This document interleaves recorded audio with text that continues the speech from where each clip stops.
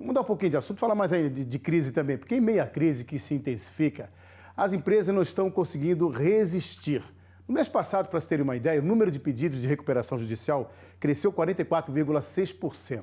E o de falências decretadas, 71,3%. Isso em relação ao mesmo período de 2019.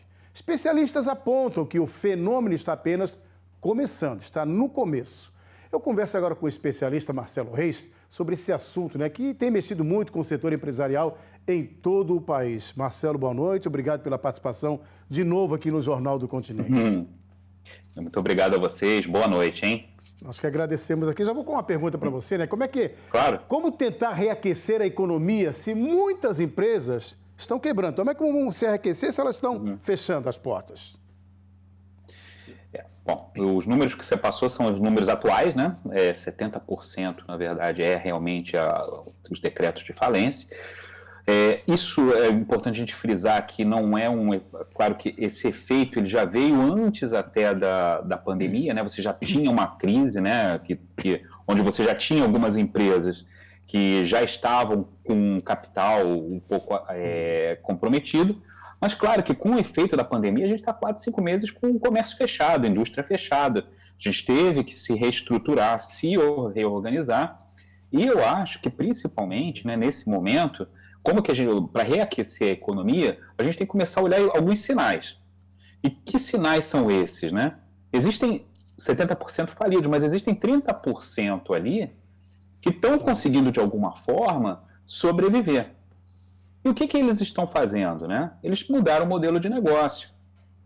Eles estão indo para um lado que é um lado muito mais, digamos assim, de preservação de cliente, de reestruturação, de reorganização. Eu acho que a gente falou até lá alguns meses atrás, quando a gente falou de planejamento.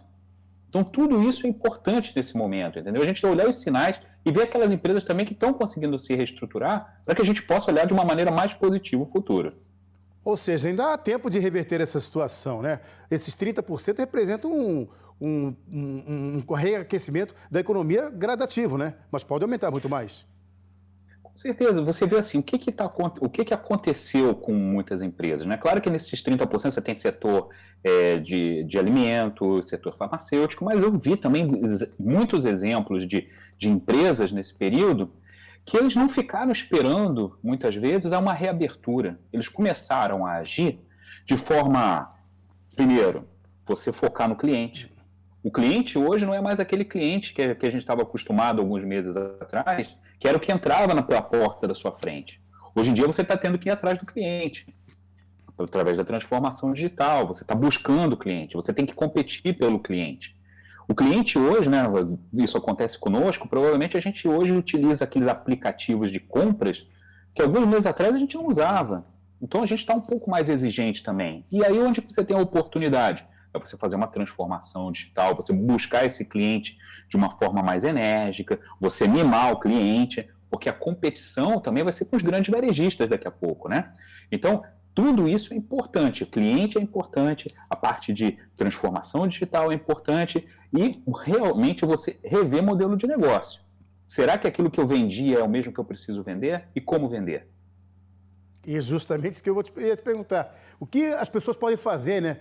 Até o pequeno empreendedor, né, pode fazer para tentar vender melhor, atrair o cliente e vender melhor o seu produto. A gente começou a última vez que eu conversei contigo, foi do e-commerce, né, que cresceu demais, né? Muita gente está utilizando essa tecnologia, que não é novidade no mundo, né? No Brasil pode ser novidade agora, mas muitas empresas já utilizam esse tipo de ferramenta e tem dado um resultado até positivo.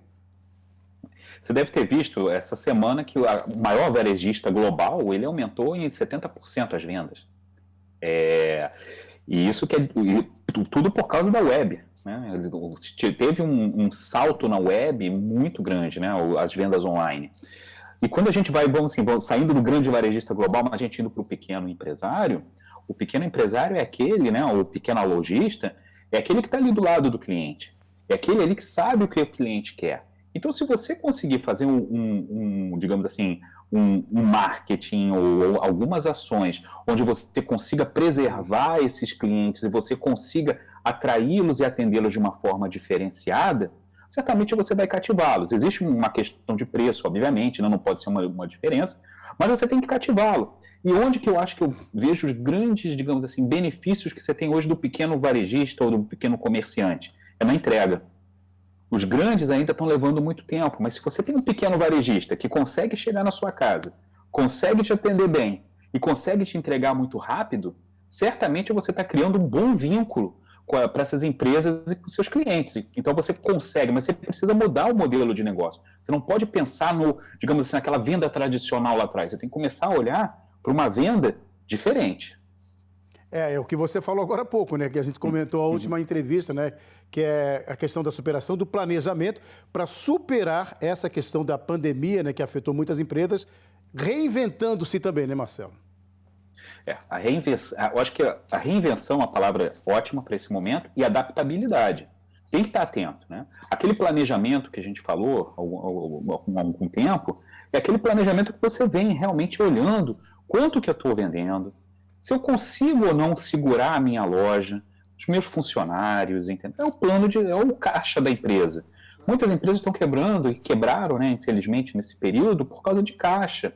E às vezes por algumas ações que tomaram, que não foram, digamos assim, para preservação no longo prazo. A gente não sabe quanto tempo isso vai levar. Isso que a gente está vendo agora, por exemplo, em Santa Catarina, né, no sul do país, em algumas regiões, de voltar com fechamento, isso está acontecendo no mundo todo. E todo mundo está tendo que se adequar nesse planejamento. E o único jeito você tem que saber o momento que você abre a empresa, o momento que talvez você tenha que fechar novamente, infelizmente, o momento de reabrir, mas principalmente, se eu tiver que fechar, como é que eu consigo atender esse cliente?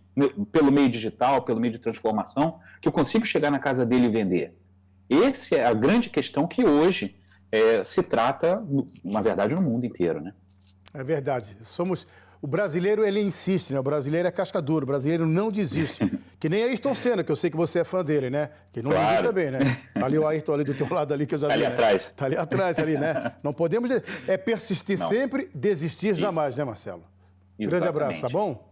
Tá bom, obrigado, hein? Eu que agradeço a participação.